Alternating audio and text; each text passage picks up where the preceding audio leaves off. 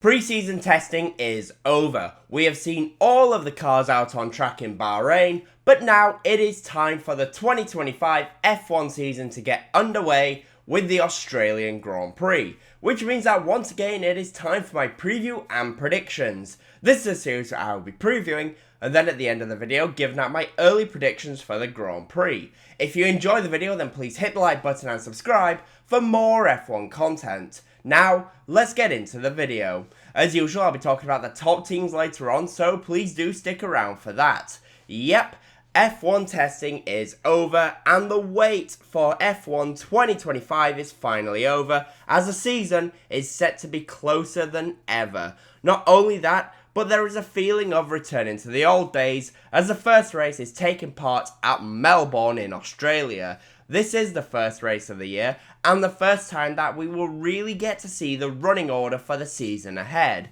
Pre-season testing in Bahrain took place in unusually cool conditions, and as ever, the teams were all doing their own run plans, but now we are going to really see if we have a classic season ahead, or if one team will have a big advantage. The Albert Park circuit is a different challenge for the teams and drivers compared to Bahrain, especially with the layout. The Melbourne circuit features a mixture of heavy braking zones along with some higher speed corners. As ever in Melbourne, any errors or mistakes can and will be punished, as the grass and gravel is waiting for anyone who makes a mistake. Just ask George Russell about it on the final lap of last year's Australian Grand Prix, or Alex Albon, who had a big crash during practice. The weather for the Australian Grand Prix is currently looking to be around 30 degrees, making it a very warm start to the 2025 season. Tyre wear at the Albert Park circuit is historically very low, so much so that for the first race of the season, the C3 will be the hard tyre, the C4 will be the medium, and the C5 tyre will be the soft compound, which is what they did last year when they went a step softer. And going a step softer meant that we actually saw more strategy, as last year there was a total of 36 pit stops, with the drivers doing a 2-stop strategy.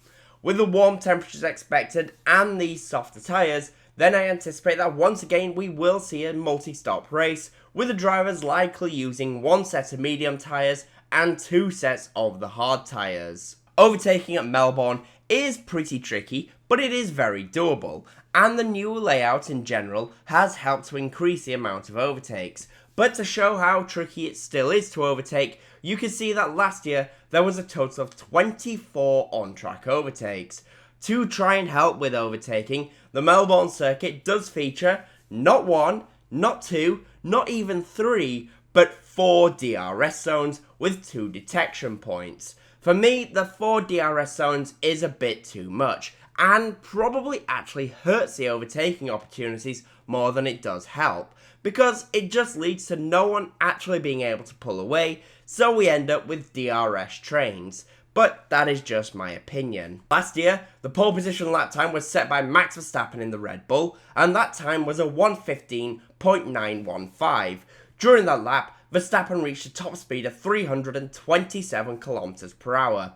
In the Grand Prix itself, the fastest lap of the race was set by Carlos Sainz, as he set a time of a 1:19.813, which was a lap record for this layout. During the weekend, I expect that we will see faster lap times during qualifying, as the cars are a lot more refined, but in the race, we might not see faster race laps due to the expected warmer temperatures. I just want to say if you are enjoying the video so far, then I would really appreciate it if you hit the like button and subscribe for more F1 content. But now, let's get back to the video, and let's talk about Mercedes. For Mercedes then, the pre-season test was overall a great success. The team in general looked to be in a good position, with long runs looking pretty promising, and some strong one-lap runs as well. They covered the most miles of any team, which tends to be good signs, especially when one of their drivers is a very young rookie. Kimi Antonelli, of course, will be making his long-awaited F1 debut this weekend, and during the pre-season test, Antonelli was very impressive. His race runs were very comparable to Charles Leclerc and Ferrari when they were on track at the same time, so things right now are looking pretty good, and teammate George Russell also set one of the fastest laps of the test as he topped day 3. Russell will now be the team leader, and he will be the one who Mercedes rely on for ensuring that the car makes the progress that they want during the season. In general, it looked like after testing that they could be the second fastest car. However, as I mentioned earlier, testing took place under unusually cold conditions, and well, Mercedes was very strong in the cold last year, so much so that they won the Las Vegas Grand Prix pretty easily. This weekend the temperatures are expected to be a lot higher, so Mercedes could fall back from their testing performance. In my opinion, I think Russell could be in the mix during qualifying, but in the race I think they might struggle a little bit with tyre wear, but we shall find out. For Red Bull then, the pre-season test was a bit of a shock. The car didn't look as strong as many expected, one of which was of course myself. However, as we saw on day 3 of the test, I don't think we've seen the Red Bull at full capacity yet. They brought some changes to day 3, and I expect that there could be a couple more changes for Australia. We saw some of the new parts on day 3, and it looked like at the end of day 3, they were trying different things to see what would work with them with this new car. Overall, Red Bull did the least amount of laps of any team in the field, which was a surprise, and it is not a great sign, at least right now. Max Verstappen, as ever though, is a driver who you simply cannot count out when it comes to race results.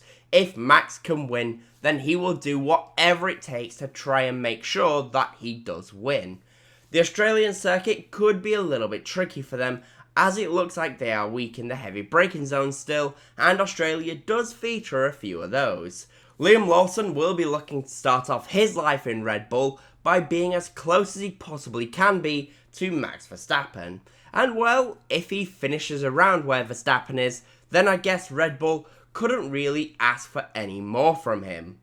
For Ferrari then, the pre-season test was good, but maybe not as strong as what some people were expecting. It was expected by many that Ferrari would take the reins and have a very strong showing, especially with their 2-star drivers Lewis Hamilton and Charles Leclerc. Lewis Hamilton was feeling very positive about testing, saying it was better than any of his testing days in Mercedes during the ground effect era. However, there was still some slight concerns that Mercedes were actually better during testing this year.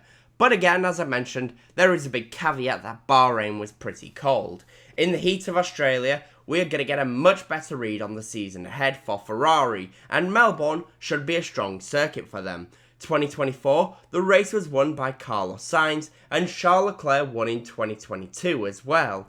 Hamilton didn't get the long laps during testing compared to the rest, and he only did more laps than Lance Stroll and the 2 Red Bull drivers. Teammate Charles Leclerc though is looking pretty good, and well, I have a strong feeling that Charles Leclerc could be in for a very good season. He was very strong and consistent last year, and all he has to do is build on that for this season. But Ferrari overall have some work to do if they want to beat McLaren. Finally, for McLaren, pre-season testing looked really good, but there was still some early reliability issues. It is fair to say that early on, there was some issues given the lack of laps on day 1, but after that, things ran very smoothly. Yes, McLaren only set the 5th fastest lap, but as we know from testing, 1 lap pace means absolutely nothing, given what we saw with Sainz in the Williams. The thing that concerned the competition though was the race run of Lando Norris. His race run would have seen him finish approximately 30 seconds ahead of Charles Leclerc. Now, I am not saying McLaren are going to absolutely dominate, but it does look like, at least in race trim, McLaren has the edge right now. Both Norris and Piastri are looking very strong, and I can see them having a very solid opening race to the season, and we should see both McLaren cars on the podium. So with that in mind then, what are my early predictions for the Australian Grand Prix? Well, I think that the top midfield team and midfield driver will be Pierre Gasly in the Alpine.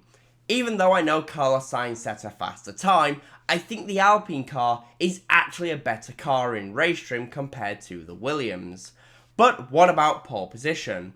Well, for the first pole position of the season, I am going to go for Lando Norris to put the McLaren car on pole position. But what about the top 5 in the Grand Prix? Well, in P5 I'm going to go for Max Verstappen in the Red Bull, P4 will be Lewis Hamilton in the Ferrari, P3 will be Oscar Piastri in the McLaren, P2 will be Charles Leclerc, and I'm going to go for Lando Norris to win the opening race of the 2025 F1 season. But those are my thoughts. The question is, what do you guys think will happen? In the comment section down below, please do let me know. And as always, comment, leave a like and subscribe for more F1 content. Thank you all so much for watching.